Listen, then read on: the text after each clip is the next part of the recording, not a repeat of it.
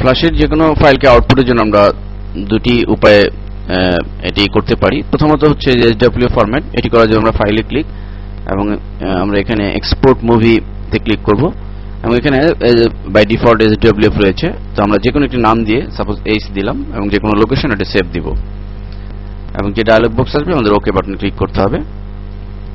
ফলে একটি SWF file তৈরি হয়েছে যা আমরা ডেস্কটপে দেখতে পাচ্ছি এবং এটি যদি আমরা ডাবল ক্লিক করে ওপেন করি তাহলে আমরা আমাদের তৈরি করা মুভি বা অ্যানিমেশনটি আমরা দেখতে পাবো।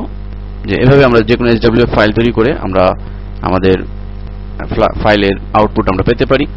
দ্বিতীয় আরেকটি হচ্ছে যে exe তৈরি করা। এটি করার জন্য আমাদের ফাইলে ক্লিক, দেন পাবলিশ সেটিংসে ক্লিক এবং এখান থেকে আমাদের উইন্ডোজ প্রজেক্টর নির্বাচন করে দিতে হবে।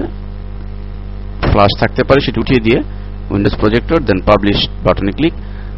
ফলে এটি আমাদের যেখানে সেভ করা ছিল সেই রুটে একটি exe ফাইল তৈরি হবে।